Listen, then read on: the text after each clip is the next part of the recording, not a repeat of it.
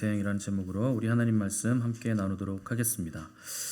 야곱은 교활한 방법으로 영적인 축복을 받기는 했는데 실상 현실에서는 모든 것을 잃고 쫓기는 신세가 되어 버렸습니다. 그래서 쫓기는 신세, 도망자가 되어 길을 떠났는데 이 고대 근동 지방은 한낮에는 해가 너무 뜨겁기 때문에 이 낮 시간에는 이동을 하지 않고 새벽 일찍 오전 시간이나 또 해가 지는 때 그때 또 이동하고는 했는데 야곱은 쫓기는 신세였기 때문에 최대한 에서에게서 멀리 떨어지기 위해서 한낮에도 이동을 했습니다. 그러니까 야곱은 지금 정신적으로나 육체적으로나 아주 피곤한 상태, 매우 피곤한 상태에서 쫓기는 상황에 있었습니다. 그런데 이 고난은 야곱 스스로 저지른 죄 때문에 당하게 된 고난이었습니다. 야곱은 이것이 잘못된 줄도 알았고 그렇게 하면 안 되는 것도 분명히 알고 있었을 것입니다. 왜냐하면 이 집안이 신앙의 집안이었고 부모님에게서 야곱도 분명히 신앙 교육을 받았을 것이기 때문에 그렇습니다. 잘못된 줄도 알고 그렇게 하면 안 되는 것도 아는데 여러분들 실감하시겠지만 안다고 다 되는 것이 절대 아닙니다. 우리가 몰라서 넘어지는 것이 아니라 알아도 능력이 없어서 우리가 항상 넘어지는 것입니다. 하나님 앞에서 우리가 훈련받고 다듬어지기 전까지는 우리가 절대 육신의 욕망을 이겨갈 수가 없는 것입니다. 그래서 사도 바울마저도 내 속 곧 내 지체 속에 선한 것이 거하지 아니하는 줄 아노니 원함은 내게 있으나 선을 행하는 것은 나에게 없다 이렇게 고백을 했고 나는 날마다 죽노라 이렇게 고백을 했습니다. 왜 날마다 죽을까요? 날마다 나의 옛 본성이 계속 살아나기 때문에 사도 바울마저도 나는 날마다 죽는다 이렇게 고백을 했던 것입니다. 여기 계신 분들 중에 누가 거룩하게 살고 싶지 않겠습니까? 누가 화평의 사람이 되고 싶지 않겠습니까? 누군들 사랑하고 용서하고 겸손하고 아름다운 모습으로 인생을 살고 싶지 않은 사람이 있겠습니까? 문제는 우리에게 원함은 있는데 그럴 실력이 우리에게 없다 하는 것이 우리들의 고질적인 문제입니다. 우리 10절을 한번 읽어보겠습니다. 10절 시작. 야곱이 부엘세바에서 떠나 하란으로 향하여 가더니 아멘. 자, 부엘세바에서 하란은 800km가 넘습니다. 그러니까 굉장히 먼 길을 향해 가는 것인데 이 먼 길을 홀로 가는 야곱의 심정은 굉장히 복잡한 감정들이 아마 뒤엉켜 있었을 것입니다. 아버지를 속인 그 아버지에 대한 죄책감도 있을 것이고 또 형 에서가 나를 죽이려고 하는 걸 들었는데 그 에서에 대한 두려움도 있었을 것이고 또 어머니에 대한 사무치는 그리움도 있었을 것이고 또 홀로 길을 가는 도망자 신분으로 느끼는 외로움도 있었을 것이고 어둠 속에서 들려오는 그 바스락하는 작은 소리마저도 또 작은 냄새마저도 죽음과 매우 가깝게 느껴지는 그런 상황에 야곱은 홀로 길을 가고 있었다 하는 것입니다. 야곱은 처음으로 어둠 속에서 절대적인 고독, 아무도 없는 외로움을 경험하게 된 것입니다. 그러나 여러분 인간적으로 절대적인 고독 속에 갇히는 그때가 하나님께서 일하시는 때인 것을 여러분 믿으시기를 바랍니다. 우리 11절을 한번 다 같이 읽어보겠습니다. 11절 시작. 한 곳에 이르러는 해가 진지라 거기서 유숙하려고 그곳에 한 돌을 가져다가 베개로 삼고 거기 누워 자더니 아멘. 자, 야곱이 자려고 했던 것은요 부엘세바, 그러니까 고향 집에서 한 80km 정도 떨어진 루스라는 장소였습니다. 80km 정도니까 한 이틀 사흘 정도를 야곱이 걸어왔을 것입니다. 여기서 야곱이 유숙했다고 했는데 보통 나그네들은 광야 한복판에서 유숙을 잘 하지 않고 성읍을 찾아서 들어가서 뭐 여관 같은 데서 유숙하게 돼 있습니다. 그런데 야곱은 광야에서 유숙했다 하는 것은 노숙을 했다 하는 것입니다. 노숙을 하는데 아마 에서가 언제 쫓아올지 모르기 때문에 두려워서 불도 함부로 피우지 못하고 변변하게 베개 삼을 것도 없어서 주변에 굴러다니는 돌을 주워 베고 잠을 청했다 하는 것입니다. 야곱은요 지금까지 돌을 베고 자본 적이 없는 부잣집 도련님의 삶을 살았습니다. 한 번도 이런 삶을 경험해 보지 않았을 것입니다. 그런데 한순간에 도망자의 신세로 전락해서 광야에서 노숙하는 노숙자의 인생으로 떨어졌다 하는 것을 오늘 성경이 보여주고 있는 것입니다. 축복은 야곱에게 확정이 됐는데 오히려 야곱은 축복의 땅에서 쫓겨난 것입니다. 그리고 오히려 축복의 땅엔 누가 살고 있는가? 자기를 죽이려고 하는 형 에서가 지금 살고 있다 하는 것입니다. 야곱은 캄캄하고 어두운 곳에서 굉장히 마음이 가난해져서 축복은 받았지만 손에 잡히는 것 하나도 없는 그런 상태에서 가난한 마음으로 하늘에 반짝거리는 별을 보면서 눈물로 광야에서 잠을 청하려고 하고 있는 것입니다. 그런데 이렇게 절망에 빠져서 광야에 누워 있을 때 놀랍게도 하나님이 야곱을 찾아오셨다 하는 것입니다. 우리 12절 13절 한번 읽어보겠습니다. 시작. 꿈에 본즉 사닥다리가 땅 위에 서 있는데 또 본즉 하나님의 사자들이 그 위에서 오르락 내리락 하고 또 본즉 여호와께서 그 위에 서서 이르시되 나는 여호와니 너의 조부 아브라함의 하나님이요 이삭의 하나님이라. 네가 누워 있는 땅을 내가 너와 네 자손에게 주리니. 아멘. 12절과 13절 두 구절을 보면 본즉이라는 말이 3번이 나옵니다. 이 히브리어에서 본즉이라는 단어가 나올 때는 감탄사입니다. 와, 저거 봐라 하는 뜻입니다. 보라, 저거 봐라, 이런 뜻이라고 생각하시면 됩니다. 저거 봐라, 사닥다리가 땅 위에 서 있다. 이게 감탄사가 성경에 등장하는 것입니다. 성경에서 본즉이 나온다 그러면 어떤 놀라운 일을 봤을 때 성경이 감탄사로 강조하는 표현이라 하는 것으로 기억하시면 됩니다. 이 야곱이 꿈에서 봤는데 아주 처음 보는 장면, 듣도 보도 못한 장면을 보게 됐습니다. 아주 새로운 세계를 보게 됐는데 꿈에 보니까 사닥다리가 하늘에 딱 닿아 있었다 하는 것입니다. 놀랍게도 그 사닥다리 위에 하나님의 사자들이 오르락 내리락 하는 장면을 꿈에서 본 것입니다. 세상에서 아마 가장 긴 사닥다리를 본 사람은 야곱일 겁니다. 하늘까지 닿은 사다리를 누가 봤겠습니까? 또 땅과 하늘이 연결되는 사닥다리가 있다는 것을 처음 본 사람도 야곱입니다. 사닥다리란 뭔가 연결됐다라는 뜻입니다. 하늘과 땅이 연결됐다라는 뜻이 바로 사닥다리입니다. 야곱은 이 사닥다리를 통해서 하나님과 사람 사이의 연결이 가능하구나, 땅과 하늘이 연결이 가능하구나 하는 것을 깨닫게 된 것입니다. 13절을 보시면 야곱은 더 놀라운 것을 보게 됐는데 하늘과 연결된 사닥다리 끝에 하나님이 서 계신 것을 봤다 했습니다. 야곱은 하나님을 이때 처음 본 것입니다. 그동안 부모님에게 들었던 하나님을 야곱은 이때 처음으로 인격적으로 만나게 된 것입니다. 그동안은 아버지에게 듣기만 했던 하나님, 수도 없이 제사를 드렸지만 인격적으로는 한 번도 만난 적이 없었던 하나님을 야곱은 도망자가 되어서야 광야 한복판에서 만났다 하는 것입니다. 야곱이 그 전에는 왜 하나님을 만나지 못했을까요? 교만 때문에 만나지 못한 것입니다. 교만은 하나님을 볼 수 있는 눈을 가립니다. 하나님은 교만한 자를 대적하시기 때문에 그렇습니다. 그래서 우리 주님도 산상설교에서 마음이 가난하고 청결한 자가 하나님을 볼 것이다 이렇게 말씀하셨습니다. 여러분 마음이 가난해지시기 바랍니다. 청결해지시기 바랍니다. 그런 사람들이 하나님을 만나는 것입니다. 죽음이 우리를 위협할 때, 관계가 깨질 때, 인생의 심각한 위기가 올 때라야 우리의 심령이 가난해집니다. 그때 고난이 올 때 고난이 우리를 거룩하고 정결하게 만들어주는 것입니다. 그때 우리는 우리 앞에 계신 하나님을 눈으로 보게 되는 것입니다. 그래서 욥도 고난이 지나고 나니까 내가 귀로만 들었다가 이제 내가 하나님을 내 눈으로 뵀습니다. 하나님은 야곱에게 나는 여호와니 너의 조부 아브라함의 하나님이요 너의 아버지 이삭의 하나님이라. 내가 누워있는 땅을 내가 너와 네 자손에게 주겠다. 이렇게 약속의 말씀을 주셨습니다. 여러분 하나님이 우리에게 약속하시면 그 말씀은 반드시 이루어진다 하는 것을 믿으시기 바랍니다. 반드시 이루어집니다. 왜냐하면 말씀은 영원한 것이기 때문에 그렇습니다. 말씀은 진리이기 때문에 그렇습니다.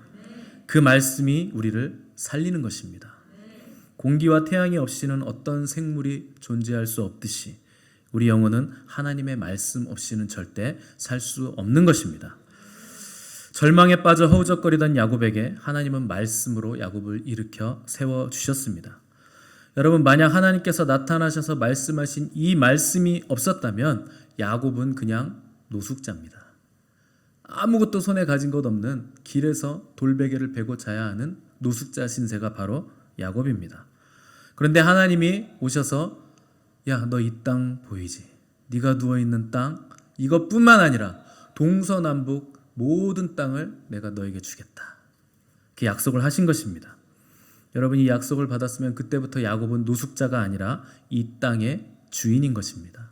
지주가 되는 것입니다. 그래서 14절 보시면 하나님께서 네 자손이 땅에 티끌같이 되어 네가 서쪽과 동쪽과 북쪽과 남쪽으로 퍼져나갈 것이라 이렇게 하셨는데 지금 누워있는 그 땅뿐만 아니라 가나안 모든 땅을 주시겠다 이렇게 약속을 하신 것입니다. 내가 너의 미래를 보장한다. 네가 다 얻게 될 것이다. 너는 축복의 자손이다. 그러니 기죽지 말아라. 여러분, 과거에 매여서 내가 과거에 사기친 것 때문에 내가 잘못한 것 때문에 쩔쩔매고 있는 야곱에게 자기가 지은 죄에 쫓겨서 쫓겨다니는 도망자 야곱에게 하나님은 미래에 일어날 비전을 보여주신 것입니다.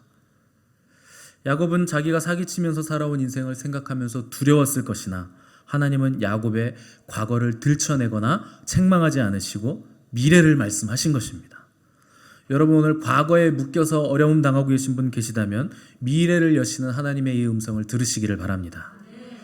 과거에 무슨 죄를 지었든 과거에 내가 어땠든 그거 상관없습니다. 하나님 앞에 회개하시고 쏟아 놓기만 하면 하나님은 그거 기억도 못 하십니다.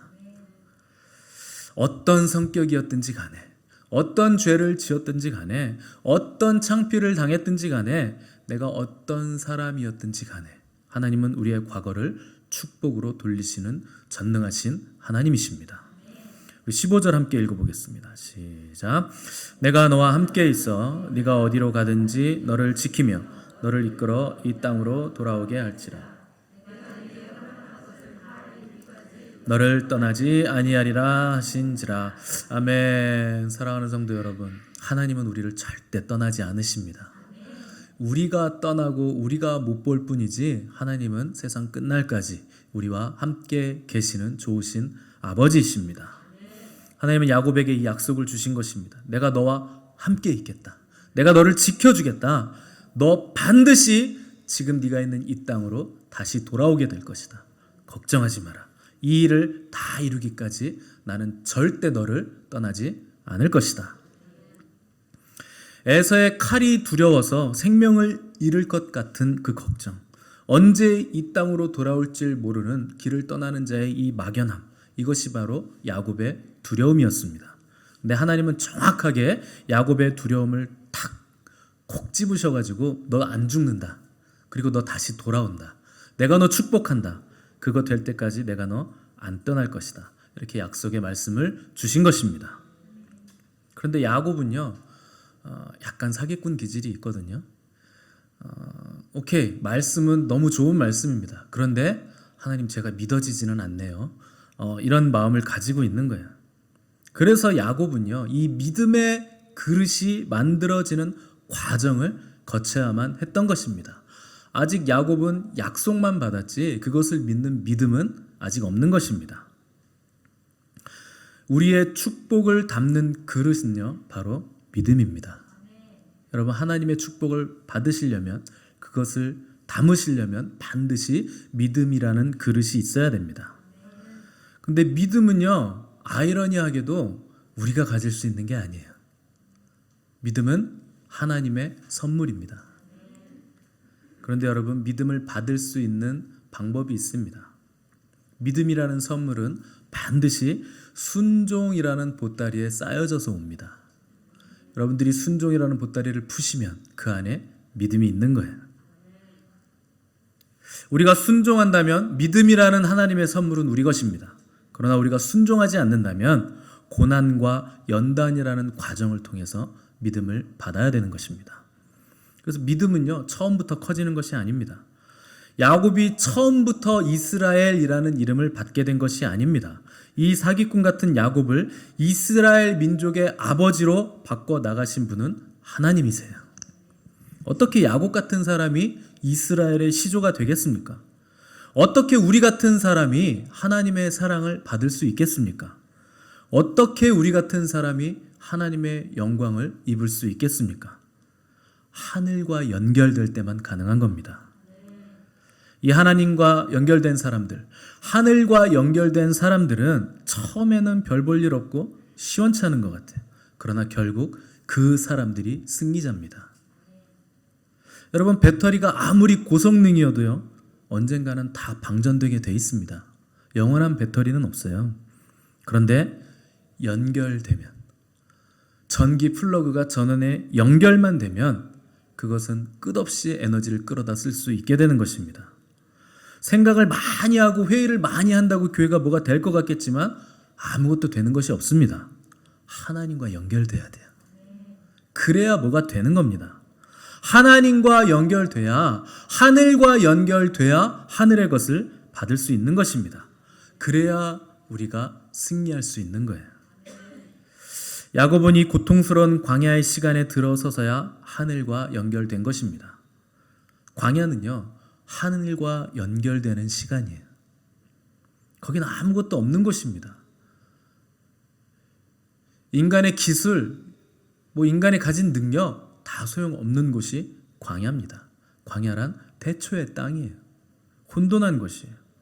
그런데 거기 하나님의 말씀이 임하는 장소예요. 고통 가운데서 기도를 배울 수 있고 생명의 위협을 느끼는 순간에 하나님께로 피하는 법을 배우는 곳이 바로 광야입니다.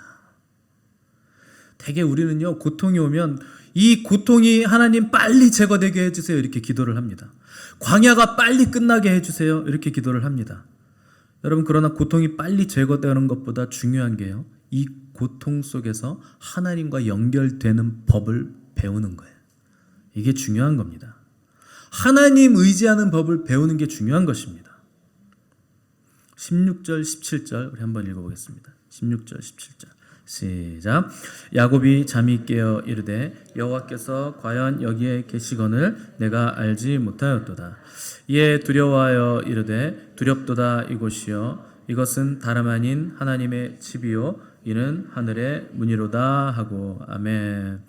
이 꿈에서 깬 야곱은요, 자기가 꾼 꿈이 단순한 꿈이 아니라 이것 실제구나 하는 것을 깨달았습니다. 하나님이 여기 계시구나 하는 걸 실제 피부로 느꼈다는 거예요. 그러니까 갑자기 야곱에게 경외감이 생겼습니다. 보통 우리가 꿈을 꾸면 희한한 꿈이다, 자야지. 그리고 자잖아요. 계속 자야지. 내일 또 피곤한데. 근데 야곱은 잠을 못 이루는 거예요. 이 꿈이 그냥 개꿈이 아니구나, 실제구나, 하나님이 여기 계시구나, 이걸 안 것입니다. 그러니까 경외감에 휩싸여서 야곱은요, 잠을 이루지 못한 거예요. 어제까지만 해도 평범했던 일상의 자리가 하나님과 연결되고 보니까 거룩한 자리로 변하더라 하는 것입니다. 구약시대에 하늘의 문이라는 표현을 쓴 사람은 아무도 없었습니다. 아브라함도 이삭도 노아도 하늘의 문을 본 사람은 없었어요. 그런데 죄 많은 사람 야곱이, 이 사기꾼 같은 야곱이 하늘의 문을 보고 보좌에 계신 하나님이 서 계신 것을 보고 하늘과 땅을 연결하는 거룩한 사다리까지 봤다 하는 것입니다. 18절 19절 보시면 야곱이 아침에 일찍이 일어나 베개로 삼았던 돌을 가져다가 기둥으로 세우고 그 위에 기름을 붓고 그곳 이름을 베델이라 하였더니 이 성의 옛 이름은 루스더라 이렇게 기록을 했습니다. 이 말로 할 수 없는 두려움과 경외감을 느낀 야곱이요, 하나님을 갑자기 예배하고 싶어진 거예요. 그래서 하나님 예배하기 위해서 자기가 베고 자던 돌을 세워 거기에 기름을 붓습니다. 여러분, 하나님을 진짜 만난 사람은요, 진정한 경외감을 느끼게 되고 그 순간 하나님을 예배할 수밖에 없는 것입니다. 정말 하나님을 만나면 하나님을 함부로 대할 수 없는 거예요. 어떤 사람들은 하나님을 만나면 만날수록 하나님과 너무 가까우니까 하나님과 친해졌다고 하나님이 편하대요. 아니에요, 여러분. 가까이 갈수록 경외감이 생깁니다. 어디 감히 손자가 할아버지 수염 잡아당기듯이 하나님을 그렇게 얘기를 합니까? 그러니까 하나님을 모르는 거예요. 알면 알수록 하나님의 영광, 그분의 거룩, 그분의 어미하심이 우리를 떨리게 만듭니다. 그래서 이사야 선지자는 하늘 보좌에 올라갔을 때 화로다 나여 망하게 되었도다. 죽을 것 같은 거예요. 하나님의 그 거룩하심 앞에서 서 있질 못하겠는 거예요. 정말 하나님을 만난 사람은 하나님을 함부로 할 수 없습니다. 함부로 말할 수 없습니다. 경외함으로 무릎을 꿇고 손을 들고 극진히 하나님을 경배하고 예배하는 거예요. 오늘날 이 땅의 모든 예배들은요, 인위적인 조명과 영상으로 멋있게 돌아가는 것들은 많아요. 볼거리는 많겠죠. 여러분, 그러나 경외감과 은혜는, 하나님의 영광은 결코 조작할 수가 없는 것입니다.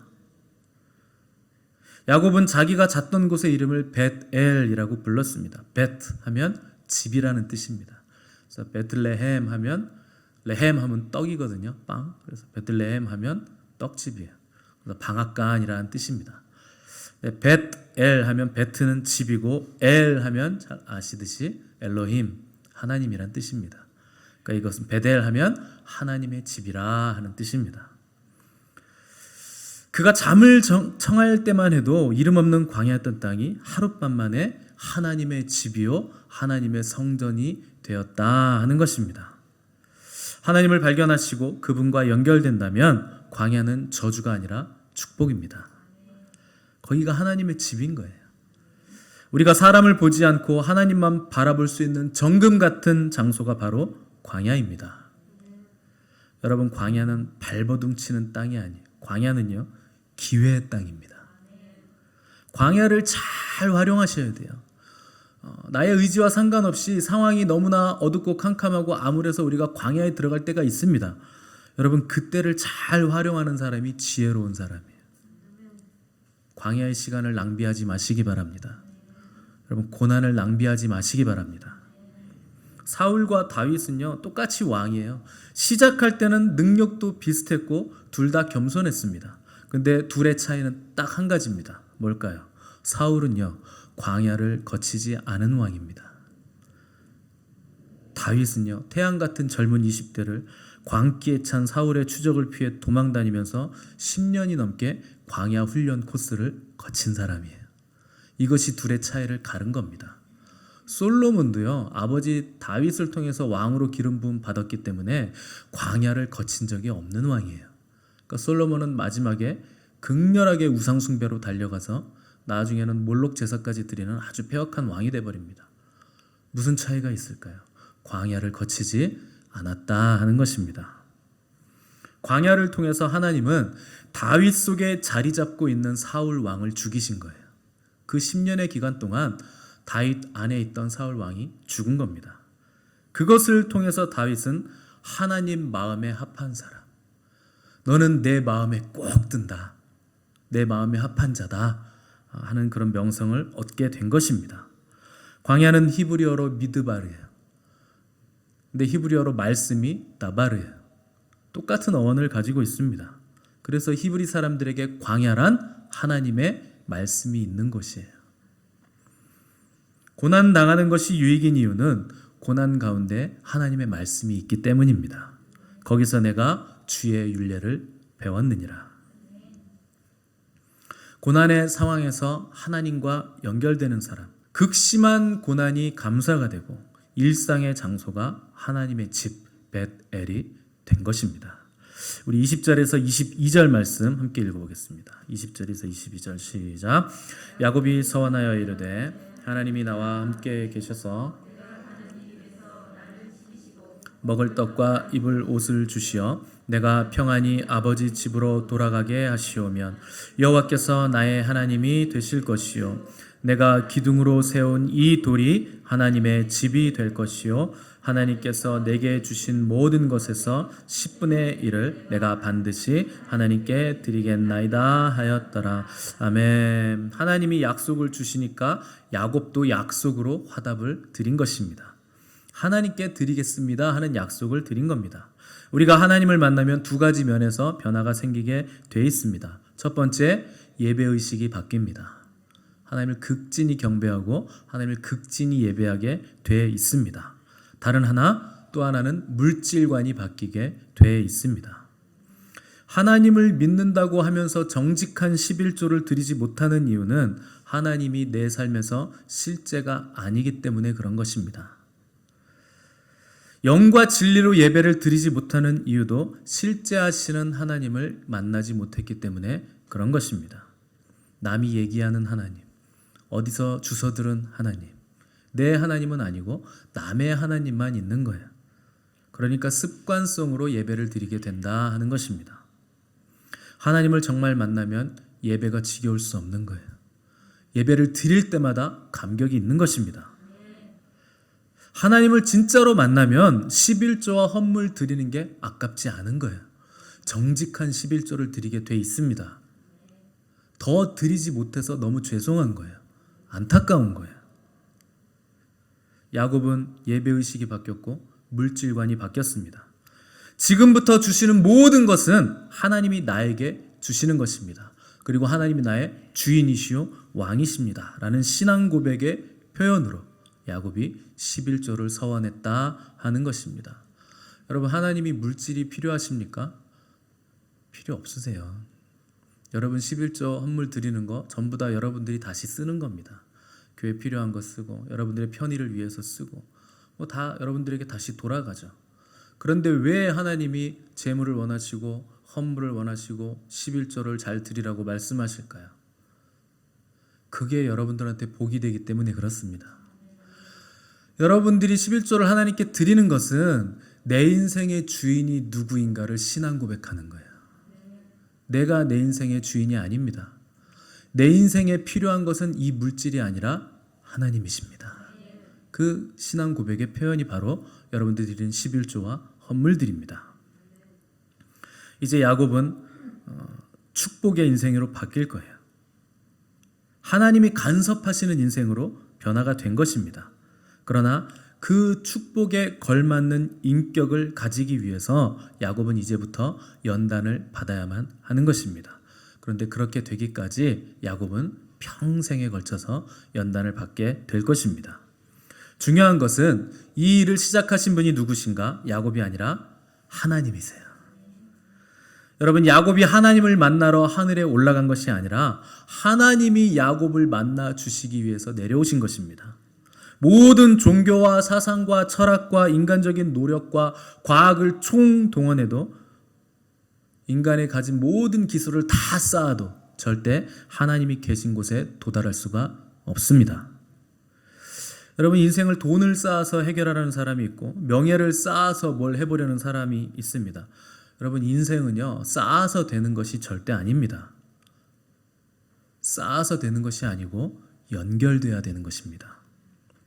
하나님이 계신 곳에 도달하기 위해서 끝없이 나의 노력으로 쌓은 것이 바벨탑이에요. 하나님 그거 다 흩어버리십니다. 우리가 하나님과 연결될 때에만 우리 인생의 모든 문제가 다 해결이 되는 것입니다. 그러면 우리는 어떻게 하늘과 연결될 수 있을까요? 어떻게 인간이 하늘로 올라갈 수도 없고 하나님과 연결이 되겠습니까? 도대체 하늘과 나와 연결되는 사닥다리는 어디에서 찾을 수 있겠습니까?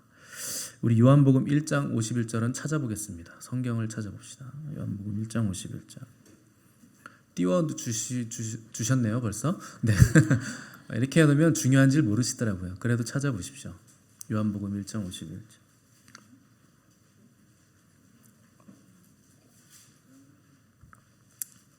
다 같이 읽어보겠습니다. 시작.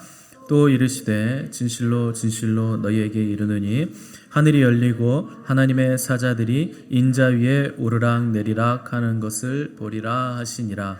아멘. 여러분, 이거 아주 중요한 구절입니다. 하늘과 연결된 사다리는요, 우리 예수님이세요. 인자 위에 천사들이 오르락 내리락 하는 그 야곱의 사다리를 주님이 표현하신 겁니다. 내가 하늘과 너희들을 연결할 수 있는 유일한 사다리다. 너희들 나를 밟고 올라가야 된다. 우리는요, 오직 예수님을 통해서만 아버지께 갈 수 있습니다. 그래서 우리 주님만이 유일한 그 길이요, 진리요, 생명이라 하는 것입니다. 이것을 모르기 때문에 사람들은 스스로의 노력으로 바벨탑을 쌓아보지만 절대 하늘에 이를 수가 없는 것입니다. 마리아의 공덕으로도 이룰 수 없고 베드로의 공덕으로도 이룰 수 없는 것입니다. 공자, 모하메드, 아인슈타인, 석가 누가 와도 하나님의 임재에 도달할 수 없습니다. 반드시 우리 구주 예수 그리스도를 통해서만 우리는 하나님과 연결될 수 있다 하는 것입니다. 주님은 우리가 죄로 인해서 끊어졌던 이 땅을 친히 십자가를 통해 그 십자가라는 사닥다리로 아버지께 연결시켜 주신 분이십니다. 주님은 그 십자가로 하나님과 우리 사이에 막힌 담을 허무신 거예요. 또한 사람과 사람 사이에 막힌 담도 주님께서 다 허물어 주신 것입니다. 성경은 이것을 자기 안에서 한 세 사람을 지어 화평하게 하셨다라고 표현을 했습니다. 여기서 한 세 사람을 지었다라는 표현은요, 창조했다라는 뜻입니다. 누구든지 그리스도 안에 있으면 새로운 피조물이라. 우리는 그렇게 창조가 된 것입니다. 우리가 믿음으로 복음을 믿고 십자가의 능력 안으로 밀고 들어왔다면 그때부터 우리는 새로운 피조물이에요. 걱정할 것이 없는 것입니다. 이제는 내가 사는 것이 아니요 내 안에 그리스도께서 사시기 때문에 그런 것입니다. 우리가 주님을 믿고 성령의 인도를 따라 믿음으로 진리의 길을 담대히 걸어간다면 이때부터는 하나님과 연결된 인생이기 때문에 하나님께서 친히 간섭하십니다. 우리의 모든 소원들은 하나님의 때, 하나님의 방법으로 하나님께서 다 친히 이루실 것이라 하는 것입니다. 다만 우리가 축복받을 만한 그릇이 되기까지는 과정이 필요합니다. 이 과정을 통해서도 하나님은 하나님의 일을 계속 이루어 가실 것입니다. 당연히 과정 중에는요, 속상한 일이 있습니다. 과정이니까요. 실수도 할 수 있고 넘어질 수도 있고 또 책망을 받을 수도 있습니다. 그러나 우리의 마지막 확정은 결국 승리라는 것을 여러분 기억하시길 바랍니다. 모든 것이 불분명할 때, 칠흑 같은 어둠 속에서 한 치 앞도 보이지 않을 때, 정말 이 세상이 앞으로 어떻게 될 것인가 계속되는 전염병이 계속 발병하는 이때에 사람들은 절망합니다. 그러나 우리는 절망할 필요가 전혀 없다 하는 것입니다.